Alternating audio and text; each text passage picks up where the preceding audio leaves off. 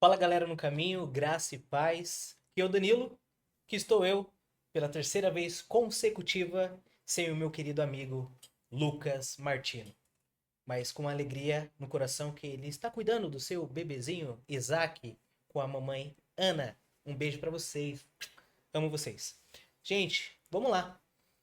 Estamos dando início a mais um programa um pouco diferente aqui no sofá, como vocês já puderam ver e perceber. E dessa maneira mais descontraída, mas ao mesmo tempo com a seriedade, peso e medida, nós queremos aqui entrar nessa atmosfera com Deus, na presença dele, neste lugar, neste estúdio. Estou aqui com todo o staff, a equipe, o Rafael, mas que seja um momento realmente de oração. E eu vou falar algo até pessoal aqui. Eu falei, cara, vou contar um testemunho que eu acredito que vai ser de grande valia para este momento nosso. Temos um novo Papa, já sabemos quem é. Estamos aí prestes na beatificação também da santidade do Beato Carlo Acutis, Pier Giorgio Frassati também um pouco mais para frente. Tomara que o Papa também canonize Fulton Sheen, grande bispo americano, que recomendo vocês acompanharem, muito, muito, muito bom. E aqui eu vou contar um testemunho que é pessoal, porque aconteceu com a minha mãe, Dona Edna. Aqui é um vídeo dedicado à senhora, mas sempre para honrar Cristo, porque em 2019, aqui começa o testemunho, minha mãe ela sofreu um aneurisma.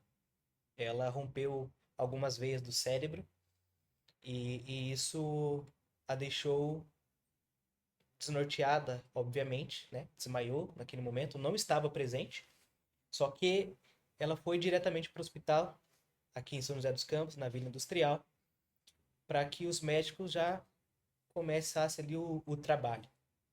Claro que eu vou resumir um pouco aqui para não correr, para não ser algo maçante. Mas fica comigo aqui que vai ser bacana de escutar. Nisso eu fui para o hospital da vila e não cheguei a ver no primeiro momento, porque ela já estava no quarto ali. E o médico veio falar comigo. Né? Mandei mensagem para alguns familiares meus, minha madrinha, primo, falando que a mãe tinha sofrido um acidente. Eu não sabia o que era na época, né? Naquele momento. Chegando lá, o médico veio até mim. Ah, você é o filho da dona Edna? Sim, sou eu.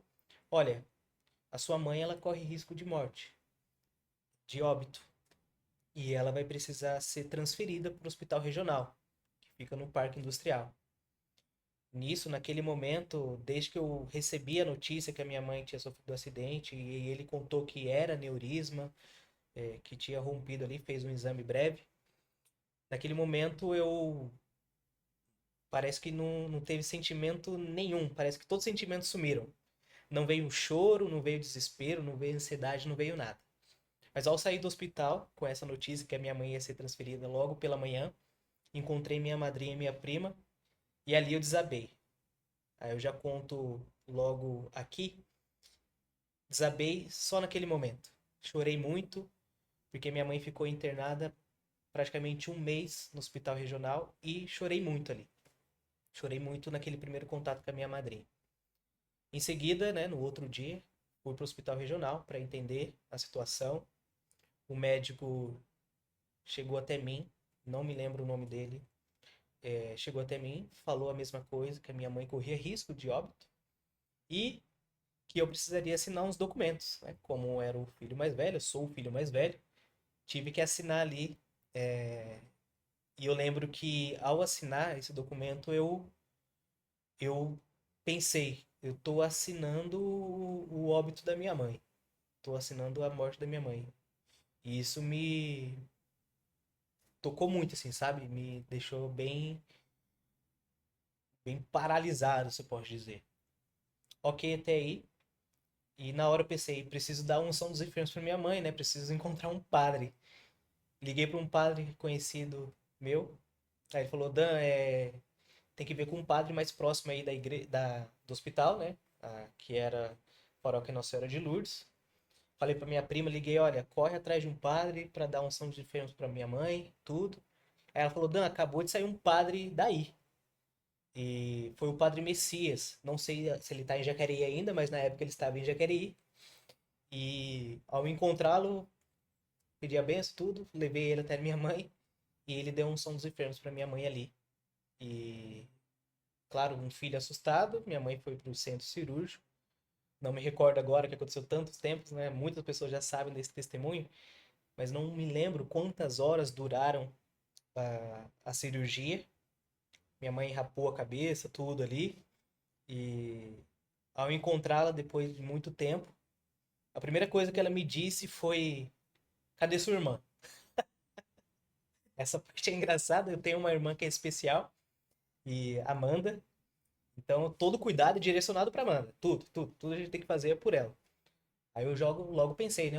Nossa, a senhora tá preocupada mais com a Amanda do que seu filho que está aqui. Claramente estava brincando com a situação ali para ficar um pouco mais leve aquele momento.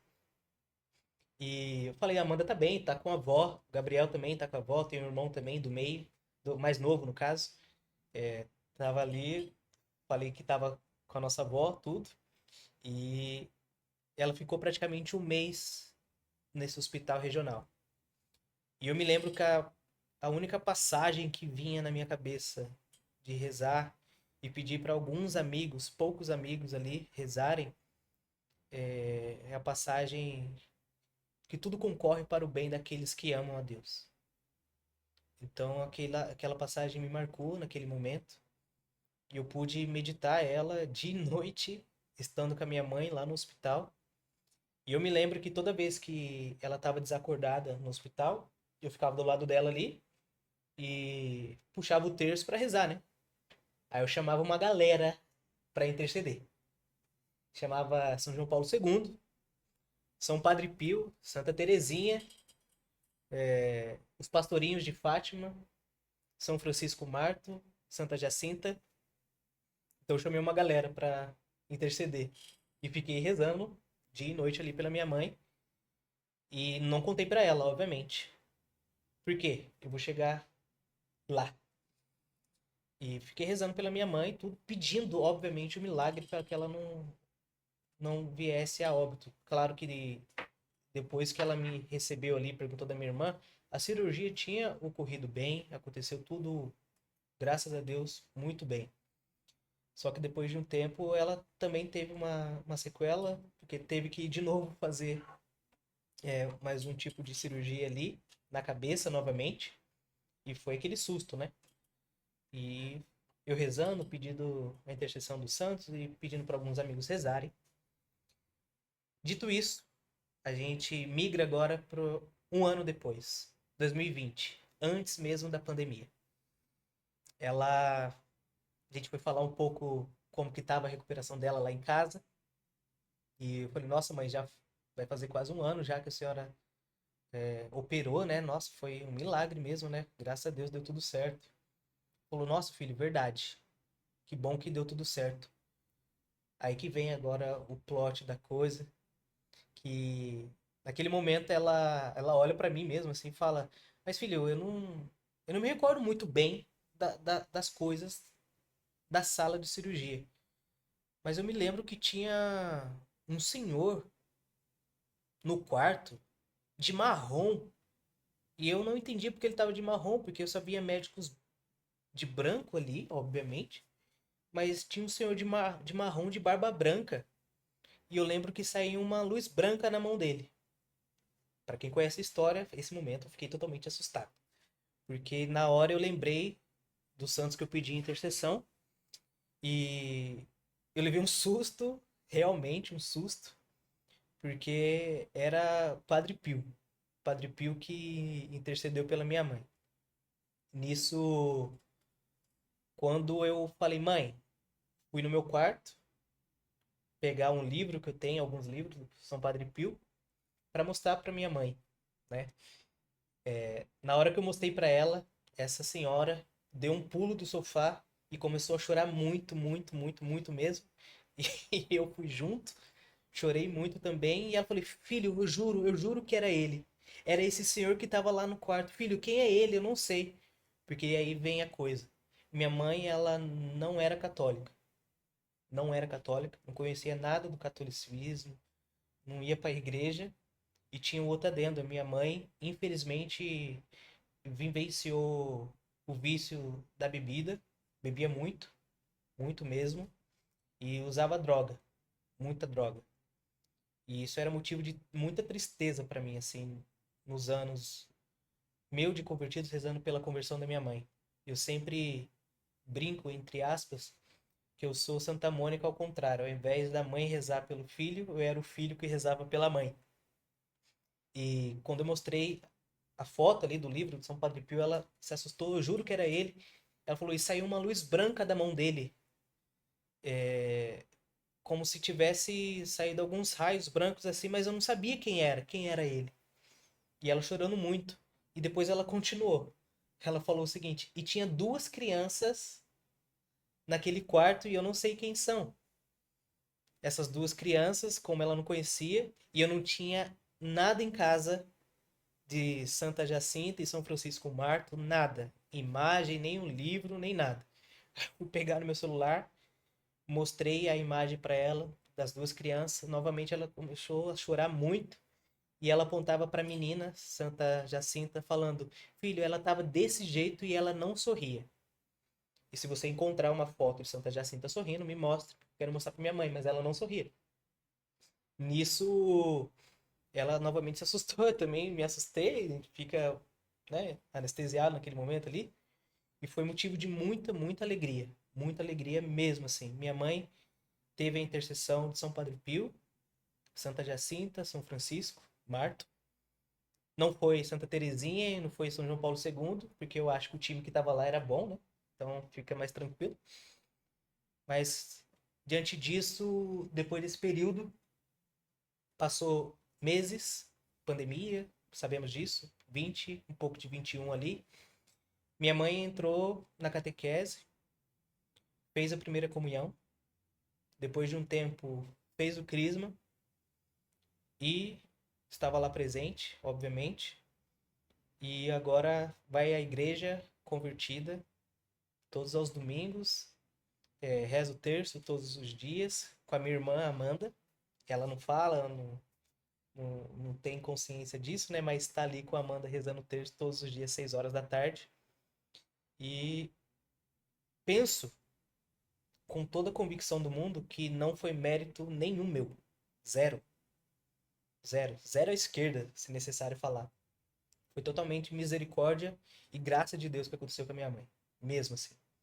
Porque diante da realidade que a gente estava passando, cara, muito sofrimento mesmo, cada um tem um sofrimento ali, cada um vive uma realidade. Sei que você também vive uma realidade, vive um sofrimento, vive uma circunstância. Essa é a minha história da minha mãe, e foi isso que aconteceu, de fato aconteceu. Ela se converteu, teve esse encontro pessoal com Cristo através da intercessão dos santos. Por que eu estou querendo dizer isso? Para fazer um link aqui. Nada seria possível sem a graça do Espírito Santo na vida da minha mãe. Ela só abriu o coração para que Cristo operasse. Nem mesmo o mérito dela é. É Cristo que faz acontecer na nossa história. Ele é o único mediador. Nosso padre fala muito disso. É o único mediador. Podemos contar com a intercessão dos santos, rezamos na missa sobre isso. Mas é Cristo que faz acontecer. Diante disso, desse testemunho da minha mãe, que é também da minha história, ela que é amiga de São Padre Pio, vocês ouvirem ela, ela fala sempre com um sorriso no rosto, quando alguém fala do Padre Pio, então é ela que tem essa amizade com ele. Mas eu quero dizer que nesse tempo que a gente está vivendo na nossa igreja, um novo tempo, que você possa crer firmemente que Cristo opera aonde você precisar, aonde você bater a porta, aonde você perguntar por ele, Cristo está ali.